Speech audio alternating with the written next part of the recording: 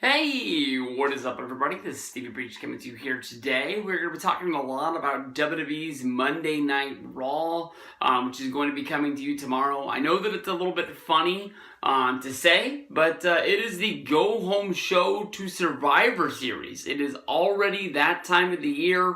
It seems like with WWE Evolution, WWE Crown Jewel, whatever the last real show was before Evolution, that they're just spitting out pay-per-views, just bam, bam, bam, bam, bam, bam, bam, bam, bam. September, October, November was just packed full of entertainment on the WWE Network. Even though it seems that wrestling isn't quite, maybe I guess you can say, as popular as it is normally, it seems that there's a lot going on at this current time. On Monday night, we are going to have the return of Stephanie McMahon. She is going to be coming back to hype up Survivor Series. She is the Raw commissioner. That is the job that is higher than the GM, I guess you can say. Going back 2 years to the brands, I guess you can say the brands split draft. When Vince said, Shane, you go over there, Stephanie, you go over there. They had Mick Foley, they had Daniel Bryan come in as the GMs. Shane's been gone for a long freaking time, and out of the middle of nowhere, he came back. He won the World Cup at Crown Jewel to call himself the new best in the world. It looks like he's going to be running with a heel persona on SmackDown, which is going to be new and fresh for him. We've always sort of seen him as, the happy-go-lucky, just trying to find a way to get a good break. But even with the last storyline that he had where he was going up against Kevin Owens, if you really pulled back the paint and you really looked and studied over everything that was going on SmackDown, some people thought that Shane McMahon was playing a heel back then. Basically, Kevin Owens and Sami Zayn were just trying to get well established on SmackDown, and Shane, kept using his power to sort of screw him, and it almost got to the point where Daniel Bryan was going to have to screw Shane McMahon to sort of put him in his place, to the point where it looked like Daniel Bryan was actually joining with Kevin Owens and Sami Zayn during the whole yep deal. So, it was a really deep storyline where you had to really see what was going on. I'm not quite sure what Stephanie is really coming back for, especially with this Survivor Series is only going to have really like a 1 week build. As of right now, we don't even really know who's going to be on the Raw team, who's going to go up against the SmackDown team, which is going to be Daniel Bryan, Samoa Joe, Shane McMahon, Rey Mysterio, and I missed somebody, and I was trying to picture the little picture poster deal, but they got a team of guys that are probably really going to work well together. Most of these guys are all well established, at least higher than mid-card guys that can bounce into the main event, while Monday Night Raw's team is made up of a guy that can't get the job done against Brock Lesnar to win the championship, and two guys that are well established as mid-carders but have never really cashed in to take that step forward. I mean, probably the biggest win in Dolph Ziggler's career was winning a match at the Survivor Series. That was Team Cena going up against the Authority. Sting came in. It was I'm pretty sure Ziggler pinned Rollins to get the win, who was the champion at the time, and everybody thought this is going to be one of the biggest pushes of his life. And for that, I think that Ziggler got fired and was off television until the Royal Rumble, if I remember right. So I don't really understand why Stephanie is coming back at this time. I know that Triple H isn't able to be around, so it's not like Stephanie can basically put Triple H onto the Survivor Series team to sort of give them an advantage. But more than likely, I'm thinking this is the last week of build. We have to be seeing some sort of I guess you can say, coming together of SmackDown and Raw people at the same place at the same time. Why they didn't do it last week when they were both in the UK is probably because they both run shows at the same time in different cities. I know that you can't really be doing different invasions of Raw and SmackDown throughout the show at different times. If you want to have one attack, you probably want to plan one attack and really build it up. If you go back to bragging rights, I can't remember what year it was, but I do think it was probably the first year, if that was like 2008 or not. They did a whole deal where the SmackDown brand, invaded Raw. And it was led by, JBL and Rey Mysterio, and they really made it look like they were putting a beat down on somebody, and basically all of Monday Night Raw ran out to the parking lot to, I think, find out that the whole deal was taped, and it left like one person in the ring to get beat up by the entire SmackDown. I can't remember who it was, but SmackDown was able to gain the advantage before bragging rights by beating somebody up. So Stephanie coming back, honestly, is more than likely going to be some sort of a promo with Shane. They're more than likely going to want to bet something on the match, whether that's the best in the world trophy and that's the best thing they could do. Maybe they'll go something like, Dan Aykroyd and Eddie Murphy back in the day, where they just make this really huge bet. Basically, saying that, Shane came out before Crown Jewel and said if anybody on SmackDown lost in the finals, he wasn't going to congratulate him. He was going to fire him for making it, for winning 2 matches to get to the finals and then losing to somebody from Monday Night Raw, you get fired. Whereas somebody in the first round who just doesn't want to get fired could have just laid down and said, forget this, and there's not, there's more to gain by losing this than winning this match and going on to the finals if I'm not able to win. So, although even if you got fired by SmackDown, you'd be on Monday Night Raw the next Monday anyway. So, that is what it is. So, I don't really know if maybe the plans were in the makings before Crown Jewel for Stephanie to be on this show, and maybe she was going to add Triple H to the team. Because as of right now, when you look at the team, which is Braun Strowman, Dolph Ziggler, and Drew McIntyre, there's 2 spots left open. I honestly thought that both of those spots were filled by Kurt Angle as well as Baron Corbin. It looks like as of right now they're not members of the team. Doesn't mean that they can't be, even though it seems like the whole Monday Night Raw team is made up of mid-card geeks that hate each other. Having 2 more guys that are involved in an angle right now for fighting over the control of Raw makes sense to me. But if you want to add the 2 best people on the roster that don't have spots on Survivor Series right now, it'd have to be Finn Balor and Bobby Lashley. Even then, the team doesn't seem that good. It just shows you how weak Monday Night Raw is as of right now, and I think they're just dying to get to WrestleMania, where they can do maybe another superstar shakeup after Mania, and then hopefully get some names over there, or just the whole Dean Ambrose, Seth Rollins things traps 2 of the best guys on the roster. Roman Reigns just went out with leukemia. He was basically the champion of the brand. Brock Lesnar, he's going to be at Survivor Series, but he's not going to show up for Monday Night Raw any week along the way, other than this Monday. He'll be there tomorrow. Him versus AJ. But we'll see what goes down. I mean, I was pumped for Survivor Series. I really like Raw versus SmackDown, but as of right now, I just don't see what the big deal is for this show. Maybe it's just the shows right before it and there wasn't a time to build it. But although, they announced, they started announcing Raw versus SmackDown, I was all in.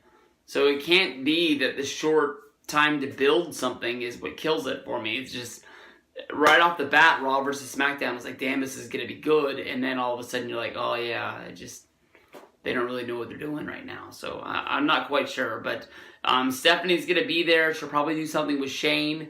And we'll see what goes down tomorrow on Monday Night Raw. Tomorrow on Monday Night Raw, we're going to be having Brock Lesnar make an appearance on Monday Night Raw. This is, quite honestly, a very rare occurrence when Brock Lesnar shows up on WWE's Monday Night Raw. We do know that Brock is under some sort of a contract with WWE. They wanted to bring him back in for Crown Jewel. They wanted to make a decision to put the championship back on him, with Roman Reigns not being around. I really wish I would have been a fly on the wall during the booking meetings for Crown Jewel, and wish there was a way to know, was Brock really supposed to win in the first plans for Crown Jewel? It doesn't really make sense that Roman waited 2.5 years to finally beat Brock Lesnar and then lose the championship to him in only a matter of months, when Brock and Roman, they had matches, but they really always weren't together. And Roman had a shot to win that belt at Mania, and they didn't do it. And then Roman had a chance to win that belt in a steel cage match during the first Saudi Arabia show, the World's Greatest Royal Rumble, and they didn't do it. Finally, they pulled the trigger at SummerSlam, and here they are doing a pay-per-view in October, whenever it is, and they're already pulling that belt off him after 2 months. It doesn't really make sense. Roman was on the chase for that belt for a really, really long time. When somebody's on the chase, they're supposed to get hot. And, once somebody gets hot, you don't just rip that title off of them as soon as you can, for the sake of just basically taking the title off of them. So, Brock is going to come back. He's got a big match. The title's not going to be on the line at Survivor Series. More than likely, this is just going to be Paul Heyman delivering a promo, basically saying that, Brock showed up at the Survivor Series last year. He beat AJ Styles. AJ Styles claims to be the man that runs the place. If he is the guy that runs this place, why couldn't he get the job done last year? We've seen guys get countless chances to go after Brock Lesnar, and it's not like people get luck on their second chance. Braun Strowman had 2 shots at Brock, wasn't able to do it. Roman Reigns honestly had 3, maybe 4 chances to beat Brock, and was only able to do it on 1 occurrence at SummerSlam. Maybe someday Samoa Joe will get another shot. Samoa Joe is probably a guy that, going into the match, I think some people favored Joe to beat Brock because somebody had to be the guy to beat him, and they really built up Samoa Joe on TV as if he got that clutch locked in, that was going to be all she wrote. So I'm hoping to see some sort of invasion on Raw this week, and maybe that'll lead to some sort of a face-off with actually AJ Styles going face-to-face with Brock Lesnar. I know that last year, I think they did the title change on the Go Home show on SmackDown before Survivor Series, so it wasn't able to actually have Brock and AJ face off before Survivor Series last year. So this would be their first occurrence going face to face, not being in the match. If I had to be a betting man, I'm saying that Brock gets to win over AJ. But then again, if they're going to be building up your Raw champion versus your SmackDown champion at this Raw versus SmackDown pay-per-view, I don't know why you would have the same champions the same year or in back-to-back years if the opposite finish isn't going to be the finish that happens. So maybe somebody comes in and breaks this match up, who's going to be the next competitor against Brock Lesnar, maybe the next competitor against AJ Styles. But them going in there and just having a match and Brock just beats AJ again is going to leave people like, what's the point of this SummerSlam bullshit? All of these matches, they're to see who the best mid-card champion is, to see who the best women's champion is, but at the end of the day, they're all just exhibition matches. We all just paid big money to see this, and no belts are changing place. It's bragging rights that are honestly going to matter for one day. Tomorrow, Monday Night Raw is going to start within 15 minutes. All of that's going to be out the window, and nobody's going to care who won that Raw versus SmackDown match. So we'll see what goes down. Monday Night Raw tomorrow night should be a good one. Peace out, and I'll see you guys down the road. Hey, what is up, everybody? This is Stevie Breach coming to you here today. Monday Night Raw tomorrow is going to be the go-home show before Survivor Series. On this show, we are going to have the team captain for the Monday Night Raw women's team, Alexa Bliss, pick the Monday Night Raw women's team to see who is going to compete. Here we are on the Go Home show, and we don't even know one of the competitors. Honestly, in my mind, Raw versus SmackDown at the last 2 Survivor Series has left me really pumped and really wanting to see wrestling. I talked about this in my Survivor Series full show preview that I almost went to WrestleMania last year in New Orleans because of the hype that I had for Survivor Series. I was really hoping that I was going to build up hype to the point where it was like, fuck it, I'm in, let's do this. And honestly, the end where Triple H turned on Kurt Angle, and then Monday Night Raw still got the win. It was like Triple H knew he was going to win to the point that he just, sacrificed one of the members on his own team, which didn't really mean anything, especially when they could have done something really monumental and having the first face-off between Shane and Triple H. That's a match people have been wanting to see on a WrestleMania card for a couple of years now, to basically see who's going to be the person to take over WWE moving forward. We all know that it's going to be Triple H, but it would be fun to at least have a match to see who's going to be that person.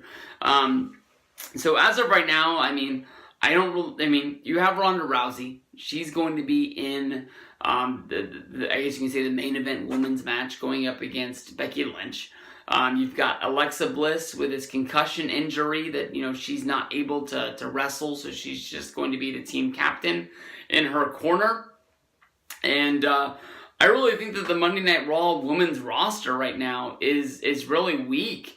I think it's pretty obvious in my mind. The picks that I have for the Monday Night Raw women's team is going to be the Riot Squad, where you've got Ruby Riot, and her squad going up there. And I'm pretty sure that they're going to team with the people that they're feuding with right now, and that'd be Bayley, as well as Sasha Banks. There is a chance that you could see Nia Jax in there. I know that Nia Jax was teaming up with the returning Tamina Snuka. I apologize, I've been watching too much Jersey Shore as of late, I guess you can say. I know that you've got Alicia Fox, who was last year's team captain. You've got Mickie James, who is supposedly both of them are in storyline best friends with Alexa Bliss. But is that going to mean anything where she's going to actually put them on the team just to sort of, keep their friendship? And as of right now, I think if she's trying to build the best team, I think you got to go with the Riot Squad, you got to go with Bayley, and you got to go Sasha Banks. Even then, that team to me is made up of just straight geeks. I'm the biggest Liv Morgan fan there is out there, and I really don't think that this team has a chance at all to beat SmackDown. SmackDown, even though they have less wrestlers on their current roster, I believe has more current stars in WWE, to the point that I think they're going to almost sweep Survivor Series, and I don't think there's any way that Monday Night Raw has a chance against them.